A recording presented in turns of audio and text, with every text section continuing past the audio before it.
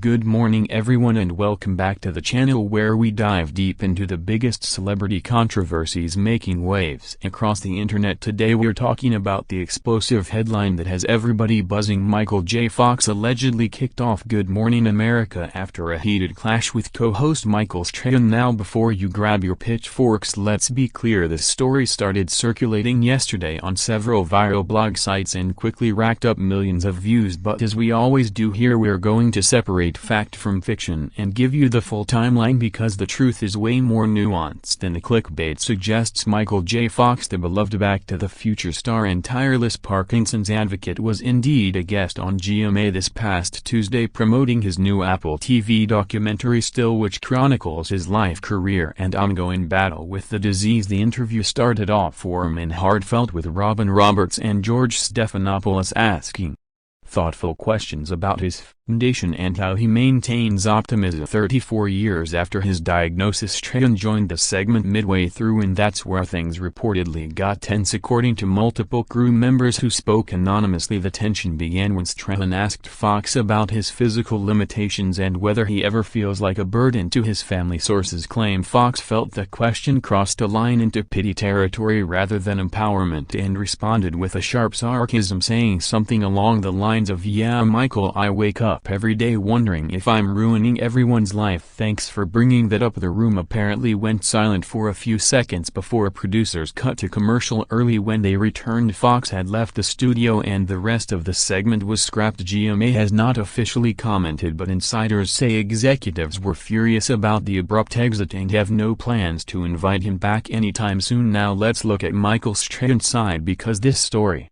has two very different narratives circulating online. Strahan's representatives released a brief statement yesterday saying the former NFL star turned morning show host was simply trying to have an honest conversation about the realities of living with Parkinson's and that he has nothing but respect for Fox's decades of advocacy. However, multiple readers analyzing the raw footage that leaked on TikTok claim Strahan muttered something under his breath after Fox's sarcastic reply that sounded suspiciously like "Here we go again with the victim card." The clip has already been viewed over 40 million times and sparked the hashtag #StrahanIsOverParty. Meanwhile, Fox's team fired back through his foundation's official X account, posting a photo of Michael smiling on set with the caption, "Grateful for platforms that allow real conversations, even the uncomfortable ones," which many interpreted as shade toward GMA's supposedly sanitized format. Longtime viewers know Strahan has a history of blunt questioning. Remember when he pressed Prince Harry about royal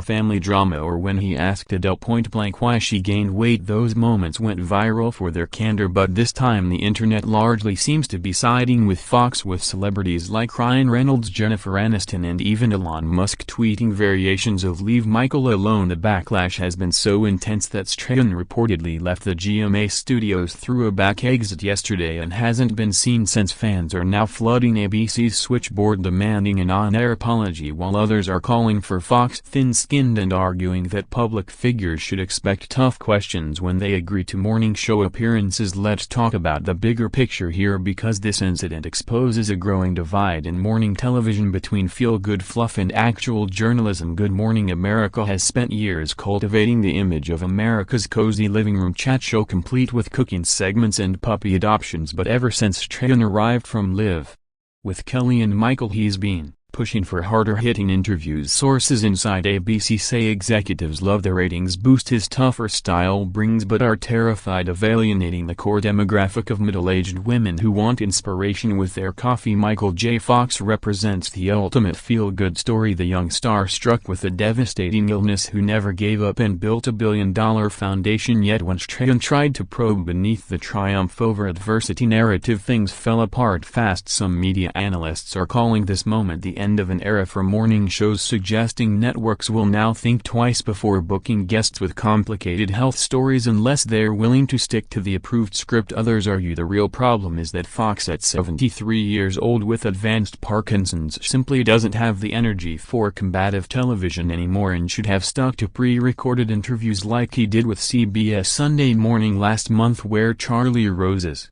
successor handled him with K. It gloves the irony is that Fox's documentary still is all about showing the unvarnished reality of his disease tremors freezing episodes, and also the idea that he suddenly became sensitive to honest questions feels inconsistent to many observers. What's undeniable is the speed at which this story exploded across social media. Within 6 hours of the incident, Michael Fox walked and #cancel Strahan were both trending worldwide, with TikTok creators stitching the leaked footage alongside old clips of Strahan smirking during serious interviews, memes showing Fox as Marty McFly disappearing from the GMA set with the caption "When the interview goes 88 miles per hour wrong" have been viewed hundreds of millions of times. Meanwhile, Parkinson's awareness accounts are using the controversy to educate people about how insensitive questioning can harm patients, with one viral post reading asking if someone feels like a burden isn't journalism, it's cruelty, racking up 2 million likes. Fox's son Sam posted a